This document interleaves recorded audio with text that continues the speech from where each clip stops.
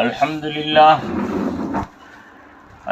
لله نحمده ونستعينه ونستغفره ونؤمن به ونتوكل عليه ونعوذ بالله من شرور أنفسنا ومن سيئات أعمالنا من يهده الله فلا مضل له ومن يضلله فلا هادي له ونشهد أن لا إله إلا الله وأشهد أن محمدا عبده ورسوله أما بعد فأعوذ بالله من الشيطان الرجيم بسم الله الرحمن الرحيم كنتم خير أمة أخرجت للناس تأمرون بالمعروف وتنهون عن المنكر وتؤمنون بالله صدق اللہ العظیم۔ ایک مرتبہ آہستہ سے درود پاک پڑھ لیں۔ اللہم صلی علی محمد وعلی آل محمد کما صلیت علی ابراہیم وعلی آل ابراہیم انک حمید مجید۔ اللہم بارک علی محمد وعلی آل محمد کما بارکت علی ابراہیم وعلی آل ابراہیم انک حمید مجید۔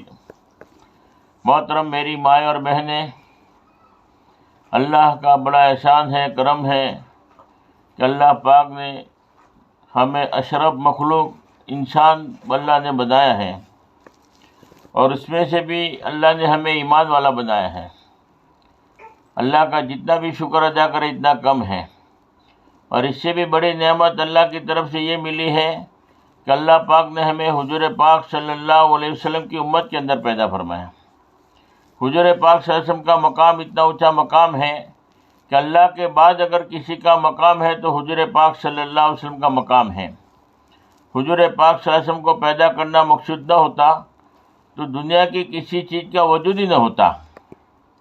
اللہ کے نبی کا مرتبہ بہت اونچا، اللہ کے نبی کو پیدا کرنا مقصود نہ ہوتا تو کسی چیز کا وجود نہ ہوتا۔ اللہ کے بعد اگر کوئی مقام ہے تو حضور پاک صلی اللہ علیہ وسلم کا مقام ہے۔ اللہ کے سب سے محبوب نبی ہیں، تمام نبیوں کے امام۔ اللہ نے ایسے نبی کی امت کے اندر اللہ پاک نے ہمیں پیدا فرمایا، یہ اللہ کا ہم پر بڑا احسان ہے۔ اب حضور پاک صلی اللہ علیہ وسلم کی امت کے اندر پیدا ہونے کی وجہ سے ہماری سب کی ذمہ داری ہے کہ ہمارے دلوں میں سب سے زیادہ محبت ہمارے نبی کی ہونی چاہیے، ہمارے ماں باپ سے بھی زیادہ، ہمارے اولاد سے بھی زیادہ، ہمارے گھر والوں سے بھی زیادہ، سب سے زیادہ محبت ہمارے دل میں ہو تو ہمارے نبی کی ہونی چاہیے۔ اللہ کے نبی کی محبت میں اگر کمی ہے تو ایمان ادھورا ہے۔ محمد کی محبت دین حق کی شرط اول ہے، اسی میں ہو اگر خامی تو سب کچھ نامکمل ہے۔ کہ اللہ کے نبی کی محبت میں اگر کمی ہے تو فرمایا کہ ایمان ادھورا ہے، آدمی مومن نہیں ہو سکتا، آدمی مسلمان نہیں ہو سکتا۔ تو ہمارے دلوں میں اللہ کے نبی کی محبت ہر چیز سے زیادہ ہونی چاہیے، اور اللہ کے نبی کا حق یہ ہے کہ ہم اللہ کے نبی کے اوپر ایمان لے آئیں اور اللہ کے نبی سے محبت کریں، اللہ کے نبی کی تعظیم کریں، اور اللہ کے نبی کی خدمت، اللہ کے نبی کی مدد کرنا۔ اللہ کے نبی کی مدد کیا ہے کہ اللہ کے نبی والے کام کو اپنا کام بنانا، اللہ کے نبی کے در کو اپنا در بنانا، اللہ کے نبی کی فکر کو اپنی فکر بنانا۔ یہ امت کی ذمہ داری ہے۔ قرآن کہتا ہے قُلْ هَٰذِهِ سَبِيلِي أَدْعُو إِلَى اللَّهِ عَلَىٰ بَصِيرَةٍ أَنَا وَمَنِ اتَّبَعَنِي۔ آپ کہہ دو یہ میرا راستہ ہے۔ کون سا میرا راستہ ہے؟ اللہ کے نبی والا راستہ کون سا ہے؟ ادعو الی اللہ، میں اللہ کے بندوں کو اللہ کی طرف بلاتا ہوں، اللہ بصیرت کے ساتھ، یقین کے ساتھ اللہ کا دین کا کام کرنا، اللہ کے بندوں کو اللہ کی طرف بلانا۔ اور پھر قیامت تک کے آنے والے انسانوں کو حکم دے دیا انا ومن اتبعنی، جو میری اتباع کرنے والے ہیں ان کا بھی یہی راستہ ہے، ان کا بھی یہی کام ہے۔ جو اللہ کے نبی کو مانتا ہے ان کے لیے ضروری ہے کہ وہ دین کا کام کرے، دعوت کا کام کرے، اللہ کے بندوں کو اللہ کی طرف بلائے۔ یہ اللہ نے ذمہ داری دی ہے پوری امت کی۔ جو اللہ کے نبی کو مانتا ہے، جس نے بھی کلمہ پڑھا ہے، ہر آدمی ذمہ دار ہے، ماں بہنیں بھی ذمہ دار ہیں۔ کہ صحابہ کرام کے زمانے میں سب سے پہلے جو قربانی دی ہے وہ عورتوں نے دی ہے۔ اللہ کے نبی کے پیچھے جو مال خرچ کیا ہے، سب سے پہلے حضرت خدیجۃ الکبریٰ رضی اللہ تعالیٰ عنہا نے اپنا سارا کا سارا مال اللہ کے نبی کے حوالے کر دیا۔ اللہ کے دین کی نسبت پر سب سے پہلی شہادت ہوئی ہے حضرت سمیہ رضی اللہ تعالیٰ عنہا کی، جن کو شہید کیا گیا دین کے کام کے لیے، دین کی محنت کے لیے۔ قربانیاں عورتوں نے بہت دی ہیں، عورتوں کا بڑے کارنامے ہیں، عورتوں کا بہت بڑا دخل ہے دین کی نسبت پر قربانیاں دینے میں۔ یہ معمولی کہ انہوں نے سمجھا تھا کہ اللہ کے نبی کی ہم امتی ہیں، ہماری سب کی ذمہ داری ہے، انہوں نے ساتھ دیا ہے۔ اور ہماری ماں بہنیں گھروں میں بیٹھے بیٹھے بھی اگر اپنے مردوں کو اللہ کے راستے میں بھیجتے ہیں تو اللہ کے راستے میں مرد حضرات جاتے ہیں، جتنا بھی کام کرتے ہیں ماں بہنوں کو گھر پہ بیٹھے بیٹھے ثواب ملتا ہے۔ اللہ رب العالمین نے ذمہ داری دی ہے، جو بھی نبی کو مانتا ہے اس کی ذمہ داری ہے کہ اللہ کے دین کے کام کو اپنا کام بناوے، اور جو دین کے کام کو اپنا کام بنائے گا اللہ کے نزدیک اس کا بڑا اونچا مقام ہے۔ کنتم خیر امۃ اخرجت للناس تأمرون بالمعروف وتنہون عن المنکر وتؤمنون باللہ، تم بہترین امت ہو کہ اچھے کاموں کا حکم کرتے ہو، برے کاموں سے منع کرتے ہو، اور اللہ کی ذات پر یقین رکھتے ہو، یعنی دین کا کام کرتے ہو، اسی وجہ سے تم بہترین امت ہو۔ بہترین امت کا لقب بھی اللہ نے اس لیے دیا ہے کہ تم دین کا کام کرتے ہو۔ اور آگے فرمایا جو دین کا کام کرتا ہے اللہ کے نزدیک وہ کتنا اونچا، اللہ کے نزدیک وہ کتنا محبوب ہے۔ اللہ پاک خود فرماتے ہیں وَمَنْ أَحْسَنُ قَوْلًا مِّمَّنْ دَعَا إِلَى اللَّهِ وَعَمِلَ صَالِحًا وَقَالَ إِنَّنِي مِنَ الْمُسْلِمِينَ۔ تم اس سے بہتر کس کی بات ہو سکتی ہے جو اللہ کے بندوں کو اللہ کی طرف بلاتا ہو، جو دین کا کام کرتا ہو، دین کی محنت کرتا ہو، اس سے بہتر کون ہو سکتا ہے؟ اس سے بہتر بات کس کی ہو سکتی ہے؟ خوش نصیب آدمی ہے جو اللہ کے بندوں کو اللہ کی طرف بلاتا ہو، دین کا کام کرتا ہو۔ اور اتنا بڑا آدمی کام کرے تو اللہ نے وعدہ کر دیا کہ دنیا میں بھی میں تمہیں کامیاب کروں گا اور آخرت میں بھی کامیاب کروں گا۔ قرآن کامیابی کا اعلان کرتا ہے وَلْتَكُن مِّنكُمْ أُمَّةٌ يَدْعُونَ إِلَى الْخَيْرِ وَيَأْمُرُونَ بِالْمَعْرُوفِ وَيَنْهَوْنَ عَنِ الْمُنكَرِ وَأُولَٰئِكَ هُمُ الْمُفْلِحُونَ۔ تم میں ایک ایسی جماعت کا ہونا ضروری ہے جو اچھے کاموں کا حکم کرے، برے کاموں سے منع کرے، اور اللہ کی ذات، اور وہی لوگ کامیاب ہوں گے جو یہ کام کر رہی ہے، دین کی محنت کر رہی ہے، وہی جماعت کامیاب ہے۔ کامیابی کا اللہ نے وعدہ بھی کر دیا کہ وہ تو ضرور کامیاب ہوں گے جو دین کا کام کرتے ہیں۔ اللہ پاک ہمیں صحیح سمجھ عطا فرماوے اور دین کے کام کو ہمیں اپنا کام بنا کر کرنے کی توفیق عطا فرماوے۔ ہمارے ایک مولانا تھے، اللہ نے ان کو بہت صلاحیت دی تھی، باہر ملک جماعت میں گئے تھے انہوں نے بہت کام کیا، بہت کام کیا، بڑے مشہور ہو گئے تھے۔ تو اس ملک کا ایک بہت بڑا جج تھا، تو وہ جج کے دل میں سوالات تھے کچھ، تو وہ پریشان تھا۔ اس لیے جج صاحب نے جب مولانا کی تعریف سنی، مولانا کی صلاحیت کو دیکھا، تو ان کے دل میں طلب پیدا ہوئی کہ مولانا کے پاس جاؤں گا تو میرے سارے سوالوں کے جواب جو ہے مجھے ملیں گے۔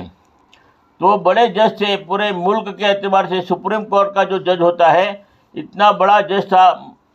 تو وہ جج صاحب جو ہے مولانا کے پاس میں جو ہے ٹائم نکال کر جو ہے بڑی قربانی کے بعد جو ہے مولانا سے ملاقات ہوئی، اور مولانا کے پاس آ کر کہنے لگے کہ میرے کچھ سوالات ہیں، اس کا ہمیں جواب چاہیے۔ تو مولانا کو جج صاحب نے سوال یہ کیا، جج صاحب یوں کہنے لگے کہ دیکھو میں جج ہوں، پورے ملک کا بڑا جج ہوں، میرا کوئی فیصلہ ہوتا ہے وہ مانیہ رہتا ہے اور اس کے اوپر مہر لگ جاتی ہے، اور اس لیے میرے دل میں کچھ سوالات ایسے ہیں، مجھے ابھی مطمئن میرا دل نہیں ہو رہا ہے، اس لیے میں آپ کے پاس آیا ہوں۔ تو فرمایا کہ کیا سوال ہے؟ تو جج صاحب نے پہلا سوال یہ کیا کہ دنیا میں 73 فرقے ہوں گے، اور سارے فرقے میں سے ایک ہی فرقہ جنتی ہوگا، تو جنت میں جانے والا فرقہ کون سا ہے، جنت میں جانے والی جماعت کون سی ہے؟ یہ مجھے عقلی دلیل سے سمجھاؤ۔ قرآن اور حدیث کی روشنی میں سمجھنا نہیں چاہتا، اور قرآن اور حدیث کی روشنی میں اس لیے سمجھنا نہیں چاہتا کہ 73 فرقے والے قرآن اور حدیث کی روشنی میں اپنے آپ کو جنتی بتاتے ہیں۔ ایک بھی فرقے والا ایسا نہیں ہے جو یوں کہتا ہو کہ ہم قرآن کو نہیں مانتے اس لیے ہم جنتی ہیں، ہم حدیث کو نہیں مانتے اس لیے ہم جنتی ہیں، ہم اللہ کو نہیں مانتے اس لیے ہم جنتی ہیں، ہم اللہ کے رسول کو، نبی کو نہیں مانتے اس لیے ہم جنتی ہیں۔ ہر فرقے والا قرآن کو بھی مانتا ہے، حدیث کو بھی مانتا ہے، اور ہر ایک فرقے والا قرآن اور حدیث کی روشنی کے اندر ہی اپنے آپ کو جنتی بتاتا ہے دلیل کے ساتھ۔ اس لیے میں چکر میں آ گیا کہ ہر فرقے والا کہتا ہے کہ ہم جنتی ہیں، ہم حق پر ہیں، ہم قرآن حدیث کو سامنے رکھ کر بتاتے ہیں کہ ہم قرآن کو مانتے ہیں، حدیث کو مانتے ہیں، اس لیے ہم جنتی ہیں۔ ایک بھی فرقہ ایسا نہیں ہے جو قرآن کو حدیث کو نہ مانتا ہوں، اور ہر فرقے میں صلاحیت والے لوگ ہیں، ڈاکٹر ہیں، انجینئر ہیں، بڑے بڑے اچھے لوگ بھی موجود ہیں۔ تو میں چکر میں آ گیا کہ حق والا کون ہے؟ یہ کہتے کہ ہم حق والے ہیں، وہ کہتے کہ ہم حق والے ہیں۔ تو مجھے تو عقلی دلیل سے سمجھاؤ کہ حق والا کون ہے، میری دماغ میں بات بیٹھ جائے، ایسی دلیل کے ساتھ سمجھاؤ۔ تو مولانا نے کہا کہ ٹھیک ہے، دو جواب دیے مولانا نے۔ پہلا سوال تو کہ دیکھو دنیا میں 73 فرقے جو چل رہے ہیں، اس کی وجہ کیا ہے؟ حق والے بھی چلتے ہیں، ناحق والے بھی چلتے ہیں۔ اس کی وجہ یہ ہے، انہوں نے مثال دے کر سمجھایا کہ ایک آدمی دودھ بیچ رہا ہو، اب دودھ بیچ رہا ہے تو دودھ حق ہے، پانی باطل ہوتا ہے، پانی فری میں آتا ہے۔ اب دودھ کے ریٹ میں پانی کو بھی چلانا ہے، پانی بھی دودھ کے ریٹ میں بیچنا چاہتا ہے، اور آدمی یوں شرط لگاتا ہے کہ 1 لیٹر دودھ کے ساتھ میں 200 گرام پانی بھی دودھ کے ریٹ میں لینا پڑے گا۔ اب ہر آدمی کہے گا کہ ہمیں تو دودھ دے دو، ہم دودھ کا پیسہ دیتے ہیں، ہمیں تو دودھ چاہیے، پانی فری میں ملتا ہے، اور تم کہتے ہو کہ 200 گرام پانی بھی دودھ کے ریٹ میں لینا پڑے گا، تو ہم پانی کائے کو لیں گے؟ پانی تو کبھی نہیں چلے گا، پانی باطل ہے، باطل چیز کبھی نہیں چلے گی۔ حق چلے گا، دودھ چلے گا، آپ کو دودھ دینا ہے تو دے دو، ہم دودھ کے پیسے دیتے دودھ لے لیں گے۔ اب پانی باطل ہے، پانی نہیں چلتا۔ اب پانی باطل ہے، پانی کو چلانا ہے تو کیا کرنا پڑے گا؟ تو سمجھایا کہ 1 لیٹر دودھ کے اندر 200 گرام پانی ملا دیا جائے۔ اب پانی باطل ہے، دودھ حق ہے، مگر 200 گرام پانی جو ہے دودھ کے اندر ملا دیا 1 لیٹر دودھ کے اندر۔ جب 200 گرام پانی ملانے کے بعد میں وہ دودھ کے اندر پانی ملا ہوا ہے، مگر پانی نظر نہیں آ رہا ہے، پانی چھپا ہوا ہے، وہی پانی والا دودھ، وہی باطل دودھ جس میں پانی ملا ہوا ہے مگر پانی نظر نہیں آ رہا ہے، اس لیے وہی 200 گرام پانی ملا ہوا دودھ ہے، مگر یہ دودھ ڈاکٹر بھی خریدے گا، انجینئر بھی خریدے گا، کلیکٹر بھی خریدے گا، بڑا آدمی چھوٹا آدمی سب خریدیں گے۔ کیوں خریدیں گے؟ کہ سامنے دودھ نظر آ رہا ہے، پانی ہے مگر چھپا ہوا ہے، پانی نظر نہیں آ رہا ہے اس لیے چل رہا ہے۔ پہلے نظر آ رہا تھا تو نہیں چلا، اب پانی چھپا دیا، دودھ کے اندر ڈال دیا، اب سامنے دودھ ہی نظر آ رہا ہے، اب دودھ نظر آتا ہے، اس لیے فرمایا کہ دودھ کو سمجھ کر لوگ جو ہے خرید رہے ہیں، پانی بھی چل رہا ہے مگر چھپا ہوا اس لیے چل رہا ہے۔ ایسے ہی فرمایا کہ دنیا میں جو 73 فرقے چل رہے ہیں، اس کی مین وجہ یہ ہے کہ سامنے حق رکھتے ہیں، سامنے قرآن رکھا جاتا ہے، حدیث رکھی جاتی ہے، سامنے اللہ کو رکھا جاتا ہے، اللہ کے رسول کو رکھا جاتا ہے، اور باطل چیزیں چھپی ہوئی رہتی ہے جو ہمیں سمجھ میں نہیں آ رہی ہیں۔ 73 فرقے چل رہے ہیں مگر سامنے قرآن ہے، حدیث ہے، سامنے اللہ اور اللہ کے رسول کو سامنے رکھتے ہیں، تو باطل چیزیں چھپی ہوئی رہتی ہے، اس لیے سب چل رہی ہے۔ تو ایک تو سوال کا جواب سمجھ میں آ گیا، 73 فرقے چل رہے ہیں، سامنے قرآن حدیث رکھتے ہیں، اللہ کے رسول کو سامنے رکھتے ہیں، باطل چیزیں ہوتی ہے مگر چھپی ہوئی رہتی ہے، اس وجہ سے سارے کے سارے فرقے چل رہے ہیں۔ اور دوسرا کہ حق والا کون، باطل کون، ملا ہوا کون سا فرقہ ہے، اور خالص حق والا کون ہے، یہ بھی مجھے عقلی دلیل سے سمجھاؤ، تاکہ مجھے پتہ چلے کہ یہ پیور دودھ ہے اور یہ ملا ہوا دودھ ہے۔ اس کی علامت کیا، اس کی دلیل کیا؟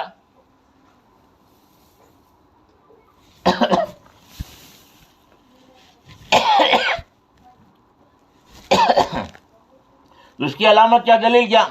مولانا نے کہا کہ دیکھو اس کی بھی میں آپ کو دلیل دیتا ہوں کہ حق والا کون ہے، نہ حق والا کون ہے. سیدھی سادھی سمپل بات ہے، آپ کی سمجھ میں بات آ جائے گی.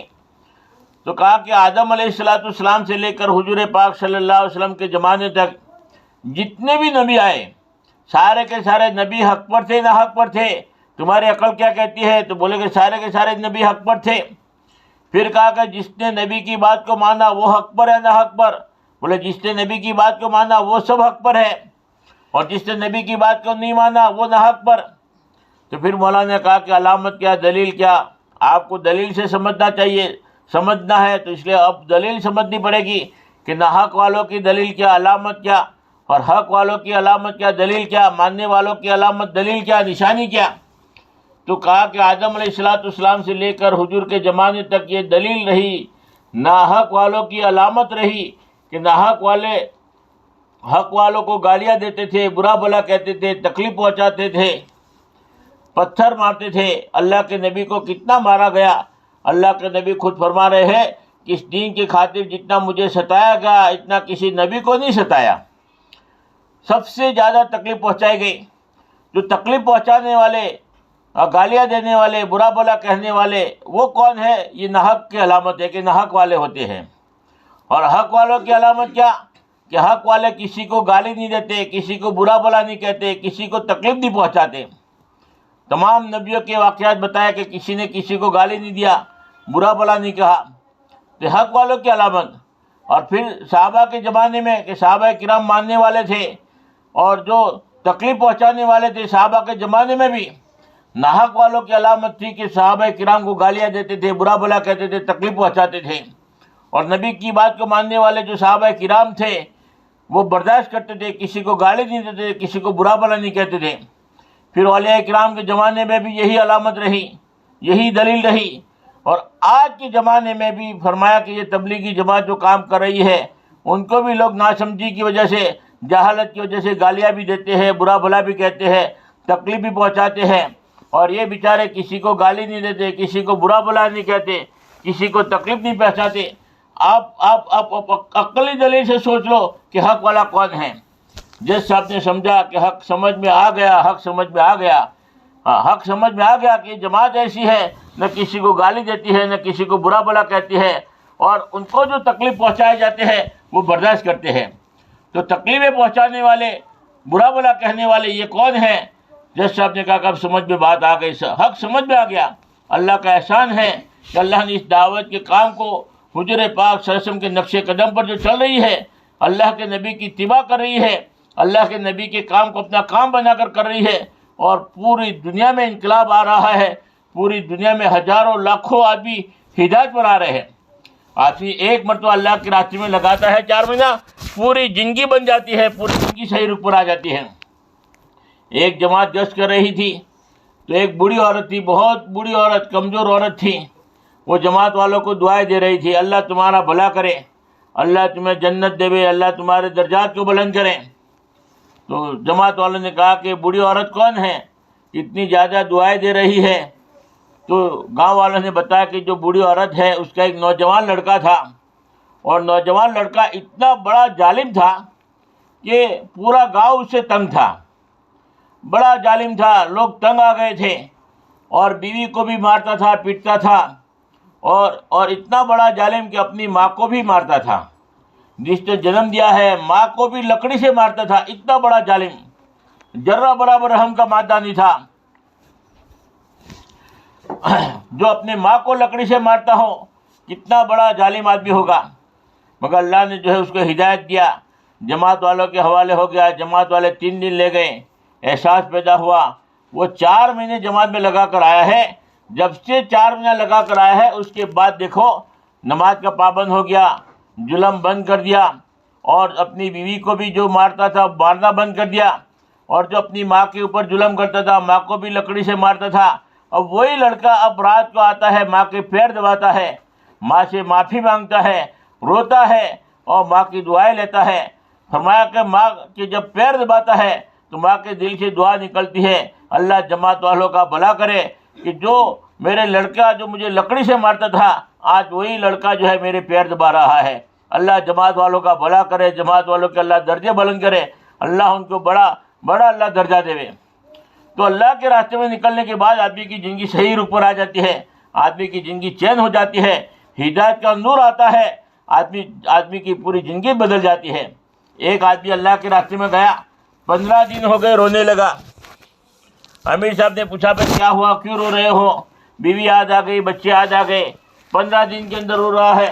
تو وہ ساتھی کہنے لگا کہ امیر صاحب میں کیا بتاؤں، 15 سال ہو گئے میں نے میرے باپ کی شکل نہیں دیکھی، میری ماں کی میں نے شکل نہیں دیکھی، 15 سال سے ماں باپ سے کٹا ہوا ہوں، باپ سامنے آتا ہے تو میں راستہ بدل دیتا ہوں، باپ کا چہرہ دیکھنا میں پسند نہیں کرتا، 15 سال سے میں جدا ہوں، میرا قبر میں کیا بنے گا، میں ماں باپ سے الگ ہوں، میں ماں باپ کو دیکھنا نہیں پسند کرتا، اب میرا قبر میں کیا بنے گا۔ احساس پیدا ہوتا ہے، آدمی کے اندر رو رہا ہے۔ امیر صاحب نے کہا کہ تم ایک ساتھ کام کرو، اپنے ابا کو اپنے ماں کو خط لکھو۔ اتنے 15 دن کے بعد میں روتے ہوئے خط لکھا اپنے ماں باپ کو کہ مجھے معاف کر دینا، میری غلطی ہو گئی ہے، میری بھول ہو گئی ہے۔ اب باپ کے ہاتھ میں 15 سال کے بعد پہلی دفعہ بیٹے کا خط آیا ہے۔ ماں باپ کے دل میں بیٹے کی محبت ہوتی ہے، باپ کی آنکھوں میں آنسو آ گئے، ماں باپ نے معاف کر دیا، اور باپ نے بھی خط لکھا کہ بیٹا ہم نے سب معاف کر دیا۔ 40 دن پورا کرنے کے بعد میں جب گھر گیا ہے تو ماں باپ کے گھر گیا، ماں باپ کو گلے مل کر رو رہا ہے، معافی مانگ رہا ہے۔ 15 سال کا توڑ تھا، 15 دن کے اندر اللہ نے جوڑ دیا۔ احساس پیدا ہوتا ہے اللہ کے راستے میں نکلنے کے بعد کہ میں کیسی زندگی گزر رہا ہوں، میں ظلم کر رہا ہوں، میں یہ غلط کام کر رہا ہوں۔ آدمی کی زندگی صحیح رخ پر آ جاتی ہے، کاروبار صحیح ہو جاتا ہے، اور لین دین صحیح ہو جاتا ہے، لباس صحیح ہو جاتا ہے، گھر کا ماحول چینج ہو جاتا ہے۔ لے اپنے گھر والوں کو اللہ کے راستے میں بھیجنے کی ترتیب بناوے تاکہ گھر کا دینی ماحول بنے۔ اور دوسری بات کہ ہم خود بھی اپنے اعتبار سے بھی محرم کے ساتھ 3 دن کے لیے اللہ کے راستے میں نکلیں۔ مردوں میں جو دین ہوتا ہے وہ گھر کے دروازے تک ہوتا ہے، اور ماں بہنوں میں جب دین آئے گا تو پورے گھر میں دین آئے گا، پوری خاندان میں دین آئے گا۔ اس لیے ماں بہنوں کی زندگی میں دین آئے گا تو فرمایا کہ پورے گھر کا ماحول بنے گا۔ یہ بچے کی جو پرورش ہوتی ہے ماں کے گود میں ہوتی ہے۔ لیکن ہمارا بھی وقت اللہ کے راستے میں لگے 3 دن کے اعتبار سے، اور ماں بہنوں کا 3 دن لگنا فرمایا کہ مردوں کے چلے کے برابر ہے۔ بڑی اثرات لیتی ہے۔ بہت ساری ماں بہنیں 3 دن لگا کر آئی ہے تو زندگی بھر تک پردے کا اہتمام شروع ہو گیا۔ 3 دن لگا کر آئی ہے، زندگی بھر تک نماز قضا نہیں ہوئی۔ 3 دن لگا کر آئی ہے، گھر میں جو ہے تعلیم زندہ ہو گئی، کبھی تعلیم ناکام نہیں ہوئی۔ کیا ہوا کہ 3 دن جماعت میں لگا کر آئی ہے۔ ایک آدمی ماشاءاللہ چلہ لگا ہوا، چارنا لگا ہوا، بیرون میں لگا ہوا، مگر گھر میں بیوی کے پاس اس کی چلتی نہیں تھی، پریشان تھا۔ بڑی مشکل کے بعد میں ایک مرتبہ بیوی تیار ہوئی 3 دن کے لیے، اور 3 دن لے کر گیا۔ جب 3 دن لگا کر آئی ہے، دوسرے دن کیا دیکھا، مسجد کے اندر ان کے 4 نوجوان لڑکے تھے، سارے کے سارے فجر کی نماز میں آ گئے، جو کبھی نماز میں نہیں آتے تھے۔ چاروں لڑکے ایک نماز نہیں پڑھتے تھے، اور چاروں لڑکے فجر کی نماز میں نظر آئے۔ تو پورا گاؤں تعجب میں پڑ گیا کہ حاجی صاحب خیریت تو ہے، آج چاروں لڑکے فجر کی نماز میں آ گئے۔ تو حاجی صاحب نے کہا کہ تمہیں پتہ نہیں ہے، میری بیوی 3 دن لگا کر آئی ہے، یہ 3 دن کی برکت ہے جس کی وجہ سے چاروں لڑکے فجر کی نماز میں آ گئے۔ تو ماں بہنوں میں دین آتا ہے تو پورے گھر میں دین آتا ہے۔ ماں بہنیں جلدی اثر لیتی ہیں، اور فرمایا کہ بہت سارے چینجنگ آ جاتی ہے۔ اس لیے اللہ کے راستے میں نکلنا بہت ضروری ہے۔ اور تیسری بات کہ ہر گھر میں فضائل اعمال کی تعلیم ہو 6 صفاتوں کے مذاکرے کے ساتھ۔ فضائل اعمال کی تعلیم ہوگی تو گھر میں رحمت کے فرشتے آئیں گے، گھر میں دینی ماحول بنے گا۔ تو ہر گھر میں فضائل اعمال کی تعلیم کا ماحول بناویں، اور جتنی بھی ماں بہنیں آئی ہے وہ بھی نیت کر کے جائے کہ ہمارے گھروں میں فضائل اعمال کی تعلیم کریں گے 6 صفاتوں کے مذاکرے کے ساتھ میں۔ اور چوتھا کام کہ ہر ماں بہن نے اپنے شوہر کی خدمت کریں۔ اللہ کے نبی نے فرمایا سب سے بڑا حکم اللہ کے بعد اگر عورتوں کے اوپر سب سے بڑا حکم ہے تو اپنے خاوند کا حکم ہے۔ اگر خاوند راضی ہے تو اللہ راضی ہے، اور خاوند کو ناراض کیا ہے تو اللہ بھی ناراض ہے۔ اپنے شوہر کو راضی رکھنا، اپنے شوہر کو خوش کرنا، اپنے شوہر کی خدمت کرنا۔ اللہ کے نبی نے فرمایا اللہ کے علاوہ اگر کسی کو سجدہ کرنے کا حکم ہوتا تو میں عورتوں کو حکم کرتا کہ اپنے شوہر کو سجدہ کریں۔ اس سے پتہ یہ چلتا ہے کہ شوہر کا بڑا حق ہے، کبھی شوہر کی ناشکری نہ کرے، کبھی شوہر کو برا بھلا نہ کرے، شوہر کی عزت بڑھاوے، شوہر کی خدمت کرے، شوہر کو ہر وقت راضی رکھے۔ اب شوہر راضی ہوگا، شوہر کے دل میں محبت ہوگی تو گھر جنت کا باغ بنے گا، اور روزانہ کھٹ تو گھر میں بھی برکتیں نکل جائے گی۔ اور وہ عورت جنتی ہے جہنمی ہے، اس کی علامت یہ ہے اگر اس کا موت کے وقت اگر شوہر راضی تھا اور خوش تھا تو سمجھو کہ عورت جنتی ہے، اگر شوہر ناراض تھا تو سمجھو کہ یہ عورت جہنمی ہے۔ اس کا کوئی عمل قبول نہیں ہوتا، اس لیے اپنے شوہر کو راضی رکھنا، ہر حال میں خوش رکھنا ہر ماں بہن کے لیے ضروری ہے۔ اور بچوں کی دینی تربیت کی فکر کریں، ماں سب سے پہلا گود ہے، بچوں کو سلام سکھاوے، بچوں کو دین کا علم سکھاوے، چھوٹے بچے ہوں ان کی عادتیں صحیح بناویں، جھوٹ بولتا ہو تو ان کو روکیں، غلط عادتیں نہ ڈالیں، ان کو اچھی عادتیں ڈالیں، اور مدرسے میں بھیجے، فکر کے ساتھ میں ان کو دین کا داعی بنائے، دین کا علم سکھاوے، اور فرمایا کہ اللہ نے اگر ہمت دی ہے تو ان کو عالم بناوے، حافظ بناوے۔ بچے دیندار بنیں گے تو ہمارے لیے فرمایا کہ جو ہے ذخیرہ بن جائے گا، مرنے کے بعد بھی ثواب چالو ہو جائے گا۔ بچہ قرآن پڑھے گا ہمیں ثواب ملے گا، بچہ دعائیں کرے گا ہمیں ثواب ملے گا، بچہ دین کا کام کرے گا ہمیں ثواب ملے گا۔ ورنہ اگر اولاد کو اگر دیندار نہیں بنایا، بڑھاپے کے اندر رونا پڑے گا، قبر میں رونا پڑے گا، گناہ کرے گی اولاد، بھگتنا ماں باپ کو پڑے گا۔ اس لیے ماں باپ کو وہ فرض ہے، ذمہ داری ہے کہ اپنے بچوں کو دیندار بنائیں۔ اسی لیے دیکھو بھائی ٹائم ہو گیا ہے، اب ایک اہم بات ضرور یہ ہے کہ 5 تاریخ کو انشاءاللہ جماعت یہاں سے جا رہی ہے، 4 مہینے کے ساتھی بھی جا رہے ہیں، چلے کی بھی جماعت جا رہی ہے۔ اس کے لیے جو ہے تشکیل ہو رہی ہے، ماشاءاللہ 2-4 ساتھیوں کی وصولی بھی آ گئی ہے، ساتھی تیار بھی ہو رہے ہیں، دیہاتوں میں بھی ساتھی تیار ہیں۔ اس لیے 5 تاریخ کو ہماری ماں بہنیں جو ہے جو بھی اپنے گھر والوں کو 40 دن کے لیے 4 مہینہ بھیجنے کا ارادہ کر رہی ہے، وہ جو ہے ایک پرچے میں نام لکھ کر ہمارے پاس میں بھیج دے۔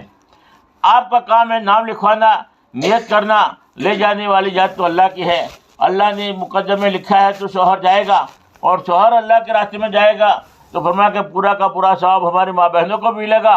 اور حدیث میں یہاں تک آتا ہے 500 سال پہلے وہ جنت میں چلی جائے گی اور اپنے شوہر کا انتظار کرے گی۔ لیکن دین کے کام کے ہماری معاون بنے، مددگار بنے، رکاوٹ نہ بنے، بلکہ ان کی ہمت افزائی کرے، ان کو جو ہے ان کا نام لکھاوے، اور محنت کرے، ان کو ترغیب دے کہ آپ لگا لو، وقت لگا لو۔ اللہ پر قربانی مانگتے ہیں، لیتے نہیں ہے۔ اللہ کے راستے میں وقت لگے گا تو گھر جو ہے جنت کا باغ بنے گا، رحمت آئے گی، برکت آئے گی، اللہ کی مدد آئے گی۔ اور اللہ مدد کرنے پر آتے ہیں تو کسی کے محتاج نہیں ہے۔ کہ اپنے گھر والوں کو جو ہے اللہ کے راستے میں بھیجنے کی تشکیل کر کے نام لکھاوے۔ اور ماں بہنیں بھی اگر اپنے محرم کے ساتھ 3 دن کے لیے جو جانا چاہتی ہے وہ بھی نام لکھیں۔ اور جن ماں بہنوں کے 3 دن لگے ہوئے ہیں، 1 مرتبہ 2 مرتبہ، وہ 10 دن کے اعتبار سے ارادہ کرے، ہمت کرے۔ 10 دن کی جماعت جائے گی تو 10 دن میں ان کا جو ہے نکلنا آسان ہو جائے گا۔ ارادے میں نام لکھانا ہماری ذمہ داری ہے، جب بھی جماعت بنے گی تب انشاءاللہ جائیں گے۔ اللہ رب العالمین کہنے سننے سے زیادہ عمل کی توفیق عطا فرمائے۔ درود شریف پڑھ لے، دعا کر لے۔